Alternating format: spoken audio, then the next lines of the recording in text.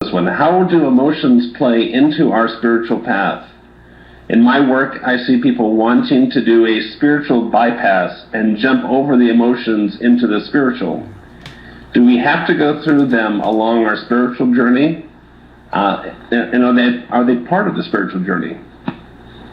Yeah, I think, well, Tar's book, Mind Whispering, speaks directly to that, but it's a rich question, because if you ignore your emotional stuff, your emotional patterns, it can actually get in the way of the spiritual journey. Yeah. And you can pretend it's not there. You can do what's called a spiritual bypass, where you get deeply into spiritual practice and kind of suppress the emotion. But really, the question is, who are we day to day? Who are we with the people that matter most to us? And that's where our emotions are going to come up. And it's in how we deal with the emotions that part of spiritual practice occurs, and also how you can see how you're doing in spiritual practice.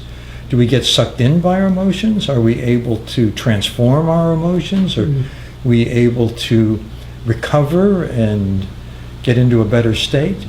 Those are all, I think, key questions for sadhana, for practice. And trying to pretend that emotions don't exist, or that, well, I don't have those feelings, is really not helpful in the spiritual path, wouldn't you say? Yeah, but those feelings come up in the progression of thoughts. Mm-hmm. Exactly. That you can feel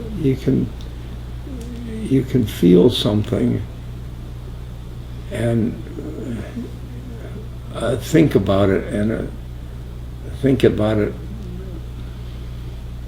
and then comes the feeling. Mm-hmm. Mm-hmm. And we like to work with witnessing the mind. Right.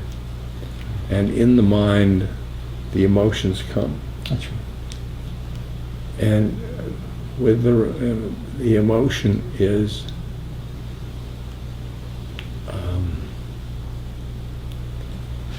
whether the emotion is helpful to our sadhana or not, and then we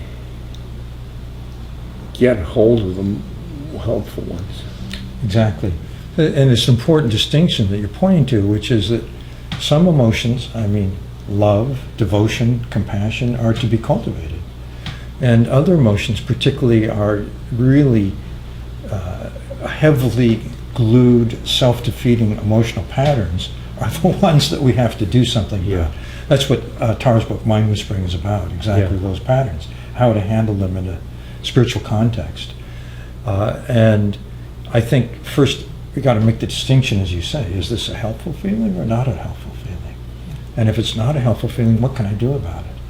And if it's very lightly held, you don't have to do much about it.